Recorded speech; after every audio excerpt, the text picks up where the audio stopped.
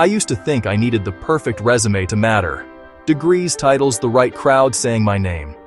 Then I hit a room where I felt small and underqualified, and somehow, that's where grace found me.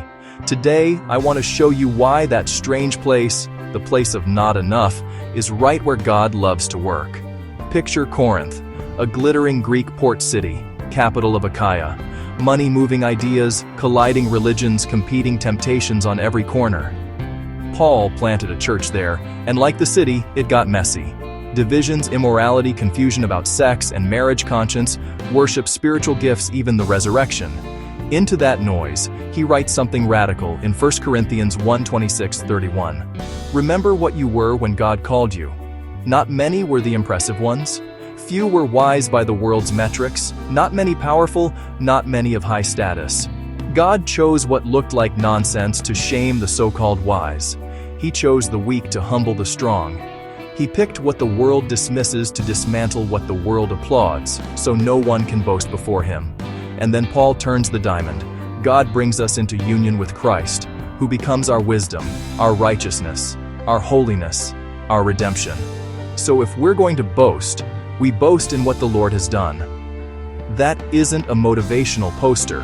It's a complete value reversal. In a city chasing status, like ours, Paul says, the center of your identity isn't your feed, your letters after your name, your platform. It's your union with Christ. Wisdom, not just clever arguments, Christ himself. Righteousness, not self-improvement, Christ covers you. Holiness, not elite spirituality, Christ sets you apart. Redemption, not self-rescue, Christ pays the price and brings you home. Think about the issues in Corinth through that lens. Divisions shrink when status isn't the scoreboard. Sexual ethics become about belonging to Christ with our bodies, not just impulse or culture. Matters of conscience shift from "can I?" to "will this build up my brother or sister?" Church order and spiritual gifts move from spotlight to service. Resurrection stops being theory and becomes the horizon of hope that reorders everything now. So here's the testimony in me, and, I hope, in you. God loves to start where the world stops. If you feel overlooked, underqualified, or late to the party, you're on God's shortlist.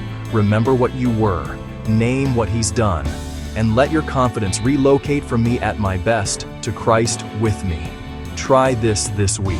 Start your day with one sentence of gratitude that boasts in the Lord. Elevate one overlooked person. Listen, encourage, share your table. Serve in a hidden way where only God sees.